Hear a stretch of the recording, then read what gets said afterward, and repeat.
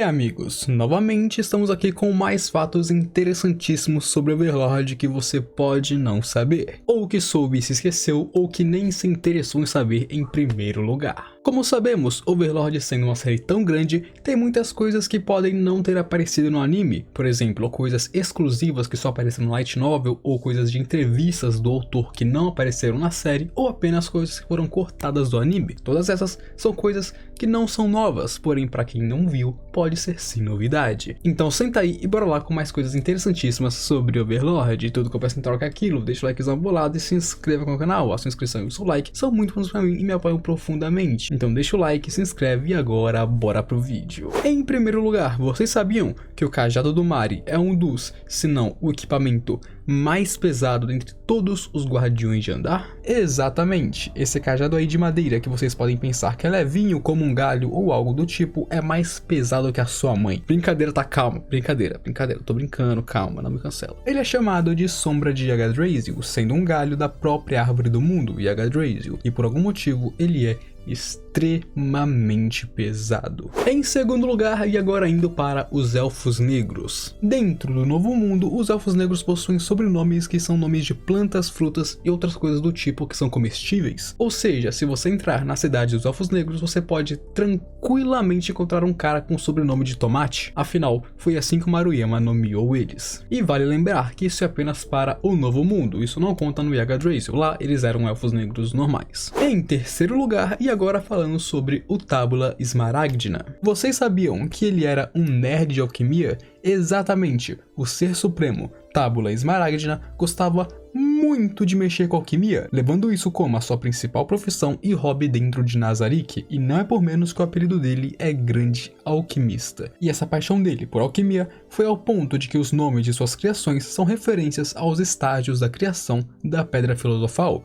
sendo Nigredo, Albedo e Rubedo. Em quarto lugar, e ainda com o Tábula, o nome Tábula Esmaragdina é uma referência direta à Tábua Esmeralda, também chamado de Tabuleta Esmeralda ou Tábua Esmaragdina. E para aqueles que não sabem, a Tábua Esmeralda é dito por conter todos os segredos da alquimia, incluindo até mesmo a receita para a criação da Pedra Filosofal, que, como sabemos, é o ápice da profissão, sendo uma substância capaz de conceder a imortalidade para as pessoas. E essa tábua existe em diversos mitos e histórias, tanto que se você ver outras histórias assim meio secais e fantasias, facilmente você pode achar uma história onde sim existe a Tábua Esmeralda. Em quinto lugar, e agora indo para a Albedo, uma das criações do Tábula Esmaragdina. Por algum motivo de fanservice, foi confirmado pelo autor que a Albedo tem muitas lingeries guardadas, e elas foram dadas a ela por ninguém mais e ninguém menos que o próprio Tábula Esmaragdina, o que, afinal, não é surpresa pra ninguém, afinal todos sabemos que o Tábula era um pervertido de carteirinha, ele era um pervertido que adorava Aero e escreveu a Albedo justamente para que ela fosse uma sucubus ao pé da letra, se é que vocês me entendem. Em sexto lugar, e continuando na Albedo,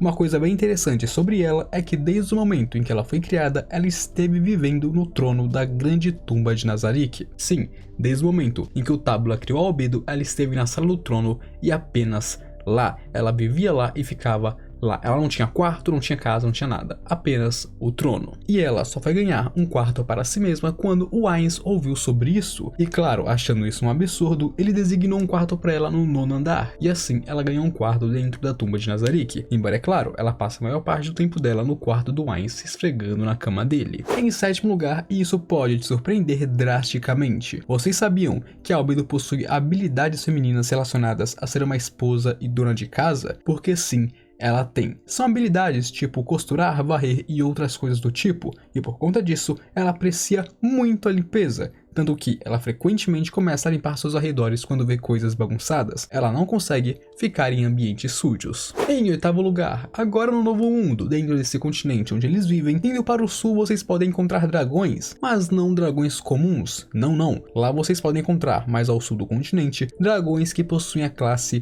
Paladino, embora seja muito estranho, afinal, Paladinos são uma classe de cavaleiros sagrados, cavaleiros que servem aos deuses, e os dragões Bom, são dragões, né? Eles não servem aos deuses, pelo menos não até onde eu sei. Então, dragões paladinos é um tanto quanto diferente se você me perguntar. Em nono lugar nós temos o fato de que existe um dragão dentro do Novo Mundo que não participou da guerra que foi travada pelos Dragon Lords contra os 8 Reis da Ganância. Pois, como vocês podem se lembrar, há muito tempo atrás, os Dragon Lords e os outros dragões tiveram uma grande guerra contra os 8 Reis da Ganância. Porém, esse dragão em especial não participou dela. Ele é chamado de Dragon Lord Celestial, ou no caso, Heavenly Dragon Lord. E dentre todos os Dragon Lords, ele seria o mais poderoso de todo o mundo de Overlord. E justamente por ser o mais poderoso, ele não quis se envolver na guerra, afinal ele não tinha interesse nessas coisas. Em décimo lugar, e ainda sobre o Dragão Celestial, o Dragão Celestial é dito por ser tão grande, mas tão grande que quase se compara com a sua mãe. Brincadeira, calma, tô brincando, tô zoando, relaxa, não me cansar, por favor, calma. Ele é dito por ser grande bastante ao ponto de ter seu próprio ecossistema. E se você não sabe o que é um ecossistema,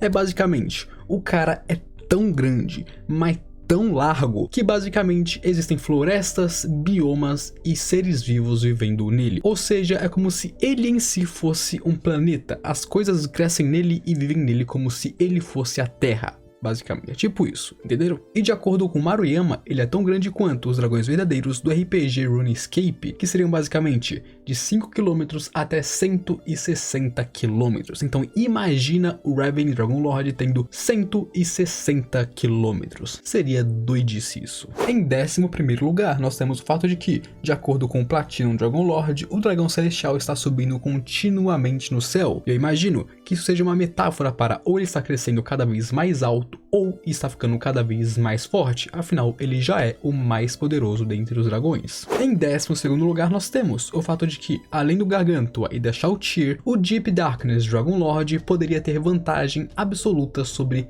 todos os guardiões de Nazarick. Claro, não significa que ele é astronomicamente mais poderoso do que eles, não, mas sim, em uma luta contra todos os guardiões, tirando a Shouttir e o Gargantua, ele teria uma ligeira vantagem ali acima deles, tendo a chance sim de ganhar deles no final do dia. Claro, isso só se aplica em lutas 1 contra 1 e não se aplica nem ao Gargantua e nem a Shouttir, afinal eles estão em outro nível, sendo comparados diretamente com ele em níveis de poder. Em 13º lugar nós temos o fato de que o Dragon Lord chamado Kurielin afirmou que os jogadores de Agadration eram a imundície do Dragon Emperor, no caso do Dragão Imperador. Ou seja, isso nos dá a entender que possivelmente o Dragão Imperador tem sim uma mão ou algo a ver com o fato dos jogadores indo para esse novo mundo, porque, como vocês já sabem, os jogadores continuamente vão para esse novo mundo com o tempo. Aconteceu com os heróis, aconteceu com os Seis da Ganância, aconteceu com Ice e aconteceu com outras pessoas também. E com isso nós podemos pensar que talvez, possivelmente, o Dragão Imperador é a chave para sabermos o que está acontecendo. Em 14º lugar, e uma coisa que alguns podem não saber é que os Homens Lagartos são descendentes bem distantes dos dragões, mas ainda assim são descendentes deles. E por isso, no passado, os Homens Lagartos que tinham o sangue do dragão em suas veias podiam fazer rituais para ressuscitar os mortos, muito parecido com a necromancia. Em 15º lugar, e dentro da tribo dos Homens Lagartos, nós temos aquela lagarto fêmea, aquela lagarta albina chamada Crush Lulu, que na verdade ela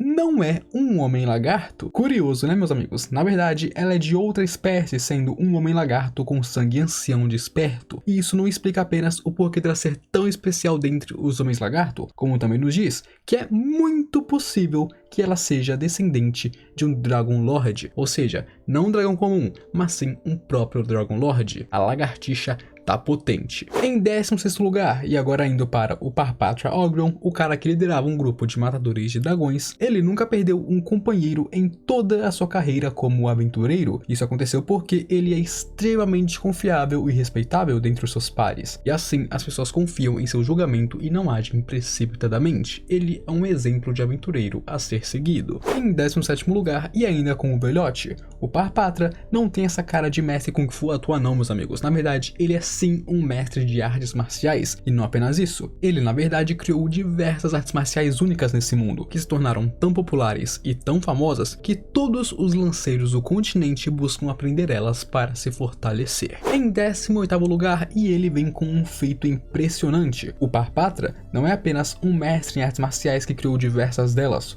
como também ele foi a primeira pessoa de toda a série que usou artes marciais ao mesmo tempo com propriedades elementais, tendo sido um feito incrível dentro de Overlord. Em 19º lugar, e agora indo para os monstros, dentro de Overlord existem monstros chamados Homens-Ratos, que vivem dentro dos esgotos das cidades. Eles são muito parecidos com lobisomens, possuindo resistência a todos os metais menos a prata, sendo prata a fraqueza deles. E sim, os caras é literalmente um homem peludo com cara de rato e rabo. E em 20º lugar, por último, mas não menos importante, vocês se lembram do Perryurus, certo? O Lorde dos clãs da raça Quagoa? Exatamente, esse furry fofinho que daria um ótimo pet para suas aventuras? Ele mesmo. A pele desse furry é tão dura, se não mais forte, do que até mesmo Orixal com meus amigos. Exatamente. Se você tirar a pele dele e fazer um casaquinho de pele, meu amigo, você vai ter uma resistência absoluta. Pega a pele desse furry e cria uma armadura com ela. Você não vai se arrepender porque ela é muito poderosa e, claro, muito dura. Assim você vai ter a melhor armadura possível com o melhor estilo possível, tripado completamente. E esse, meus amigos, foi mais um vídeo interessante sobre fatos de Overlord que você podia não saber e que, claro, talvez seja curioso para vocês. Eu espero que vocês tenham gostado. Então é aquilo, se você gosta de Overlord, aqui em cima